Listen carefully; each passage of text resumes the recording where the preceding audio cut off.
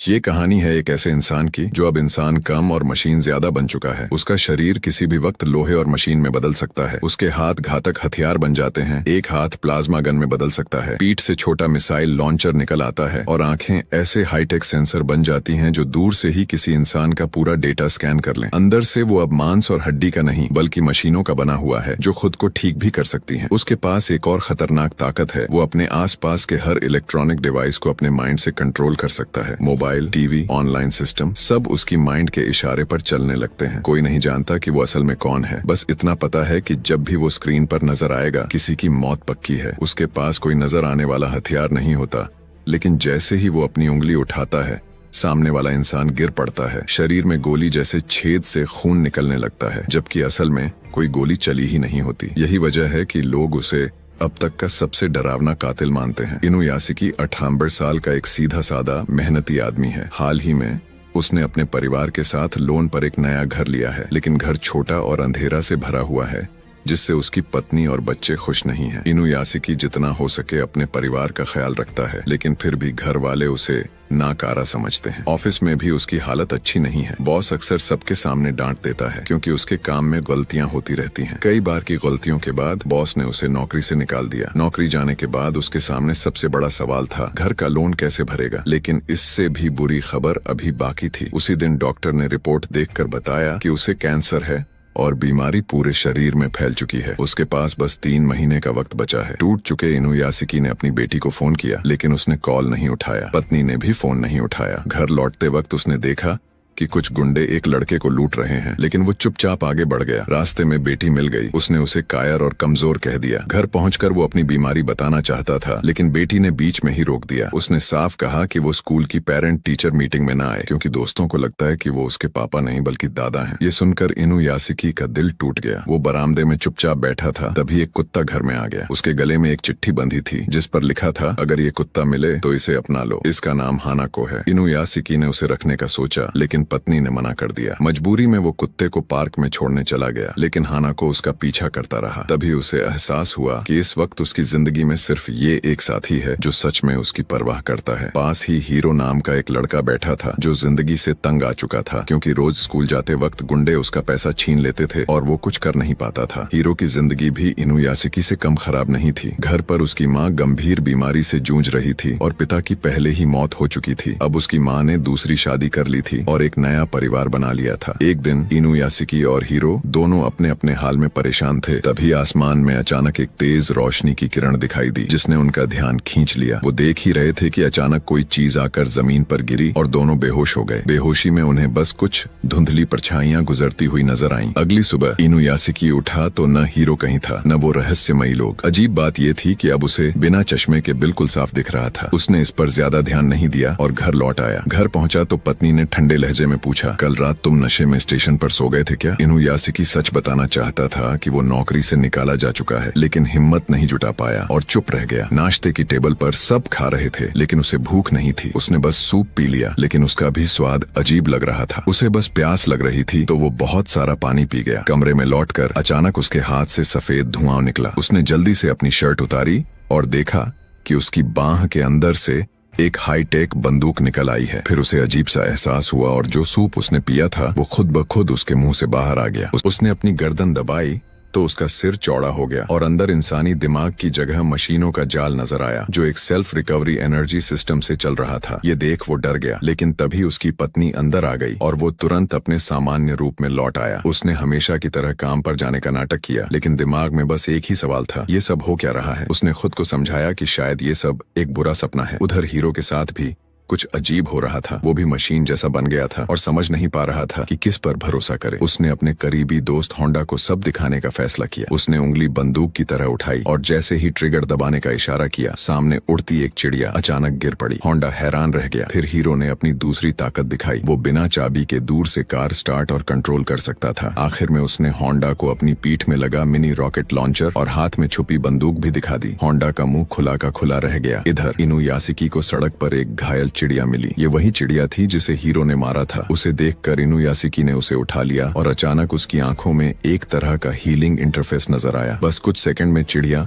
बिल्कुल ठीक होकर उड़ गई। ये देखकर उसे हैरानी भी हुई और खुशी भी। अब उसके अंदर किसी को ठीक करने की ताकत थी। हीरो स्कूल पहुंचा और उस गुंडे का हाथ तोड़ दिया जो रोज उसका पैसा छीनता था। सामने वाला डर के मारे माफी मांग रहा था, लेकिन हीरो को सेटिस्फेक्शन नहीं मिली। उसने फिर से अपनी उंगली बंदूक की तरह उठा दी। होंडा ने तुरंत बीच में आकर उसे रोका। हीरो की इस नई ताकत को देखकर उसकी क्लासमेट जोंग भी इम्प्रेस हो गई और उसने सीधे कह दिया कि उसे हीरो पसंद है, लेकिन हीरो वहाँ से चला गया। उसी समय इनुयाशिकी को अस्पताल से किसी महिला के रोने की आवाज सुनाई दी। वो आवाज के पीछे पीछे गया और देखा कि एक छोटा लड़का गंभीर बीमारी से कोमा में पड़ा है। उसे सुबह की चिड़िया वाली घटना याद आई और उसने लड़के के चेहरे पर हाथ रखा। कुछ ही सेकंड में लड़का चमत्कारिक रूप से ठीक हो गया और होश में आ गया। माँ और डॉक्टर हैरान थे कि बीमारी का कोई निशान तक नहीं बचा। माँ की खुशी देखकर इनुयाशिकी का मन भी खुश हो गया। उसने एक और जान बचा ली थी। दोपहर को हीरो को उसकी माँ का फोन आया। अब उसे फोन उठाने की भी जरूरत नहीं थी। वो दिमाग से ही उससे जुड़ सकता था। माँ ने कहा कि वो अपने पिता से मिलने जाए क्योंकि उन्हें उसकी याद आ रही है। हीरो अपने पिता से नफरत करता था क्योंकि उन्होंने उसकी माँ को छोड़ दिया था, लेकिन माँ की बात मानकर वो वहाँ गया। पिता ने प्यार से उसका स्वागत किया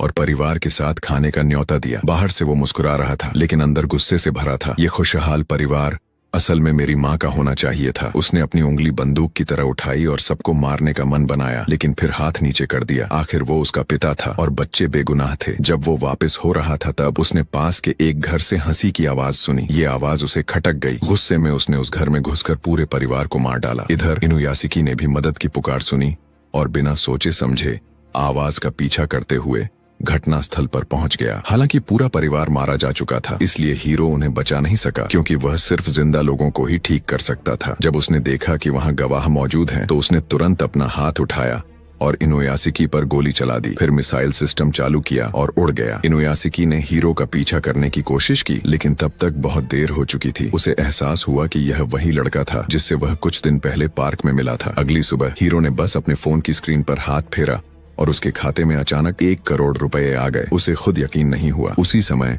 टीवी पर कल रात हुए मर्डर की खबर आ रही थी। रिपोर्ट में बताया गया कि सभी की मौत गोली लगने से हुई थी, लेकिन घटनास्थल पर एक भी गोली नहीं मिली। ये सुनकर होंडा ने हीरो से पूछा, क्या वो ही इसका जिम्मेदार है? हीरो ने साफ साफ कबूल किया कि हाँ, और खुद को भगवान बताया जो तय कर सकता है कि कौन जिएगा और कौन मरेगा। उसने होंडा को भरोसा दिलाया कि अब उसे अपने पिता और बेटे से डरने की जरूरत नहीं है। इतना कहने के बाद हीरो ने होंडा को रहने खाने के लिए पैसे भी देने की कोशिश की, लेकिन होंडा ने मना कर दिया। वो एक बेरहम कातिल से दोस्ती करने के लिए तैयार नहीं था। उसने कहा कि फिर कभी उसे ढूंढने की कोशिश न करे और वहां से भाग गया। उधर डैम को पता चला कि उसके पिता की नौकरी चली गई है। ये खबर सुनते ही उसकी पत्नी भड़क उठी। घर पहले ही तंगी में था, अब बिना नौकरी के कैसे चलेगा? उसी समय बेटे ने माँ के पर्स से पैसे चुरा लिए क्योंकि स्कूल के गुंडों ने उससे पैसे छीन लिए थे। यह सुनकर बहन ने गुस्से में कहा कि यह सब उनके पिता की नाकामी की वजह से हुआ। वो न तो घर का खर्च संभाल पाए, न ही परिवार की रक्षा कर पाए। इन बातों ने इनुयाशिकी का दिल तोड़ दिया और उसने मान लिया कि वह सच में बेकार है। तभी उसे होंडा की दुआ सुनाई दी। वह चाहता था कि कोई हीरो को और खून खराबा करने से रोके। इनुयाशिकी ने उस परिवार को याद किया जिसे हीरो ने खत्म कर दिया था और तय किया कि अब वह चुप नहीं बैठेगा। उसने अपनी पीठ पर मिसाइल सिस्टम लगाया, कुत्ते को गले लगाया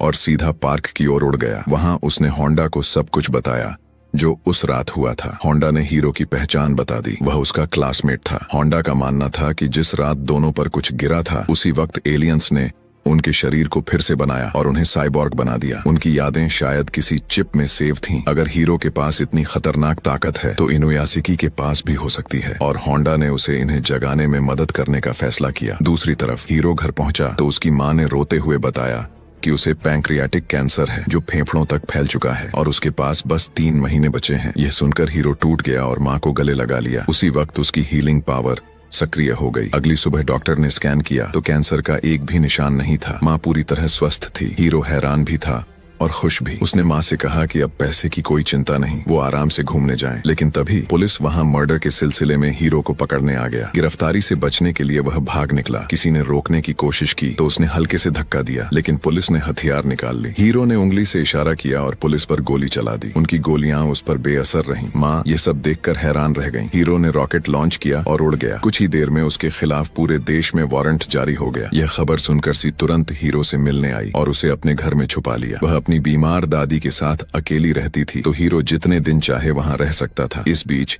इनुयासिकी ने होंडा के साथ ट्रेनिंग शुरू कर दी। शुरुआत में वो टिन के कैन को भी हिला नहीं पा रहा था, लेकिन होंडा ने उसे फोकस करने और पूरी ताकत उंगली में डालकर फायर करने की सलाह दी। धीरे धीरे उसकी ताकत इतनी बढ़ी कि कैन फट गया। हालांकि ताकत लगाने के बाद उसे बहुत प्यास लगती थी। होंडा ने अंदाजा लगाया कि पानी ही उसकी ऊर्जा का स्रोत है, लेकिन एक दिन कंपनी का पानी पीने के बाद इनुयासिकी बेचैन हो गया और गलती से होंडा पर गोली चला दी। पता चला कि पानी में नाची नमक था और यही उसका कमजोर बिंदु था। उधर हीरो टीवी पर देख रहा था कि लोग उसकी माँ को दोषी ठहरा रहे हैं कि उन्होंने ऐसे निर्दयी बेटे को पाला। माँ माफी मांगते मांगते थक गईं, लेकिन किसी ने नहीं सुना। आखिरकार माँ ने आत्महत्या कर ली। यह सुनकर हीरो टूट गया। वो जानता था कि उसकी वजह से ही माँ को यह सब झेलना पड़ा, लेकिन इंटरनेट पर लोगों ने उनकी मौत पर भी जश्न मनाया, कहते हुए कि ऐसे बेटे को जन्म देने वाली का यही अंजाम होना चाहिए। इससे हीरो के अंदर गुस्सा और बढ़ गया। माँ अब इस दुनिया में नहीं थी, लेकिन लोगों ने मौत के बाद भी उसके बारे में गंदी बातें करने की हिम्मत की। हीरो के अंदर का गुस्सा फट पड़ा। उसने दिमागी तरंगों से इंटरनेट में हैक किया और एक एक कर उन लोगों को वीडियो कॉल किया जिन्होंने उसकी माँ का अपमान किया था। स्क्रीन पर उंगली उठाते ही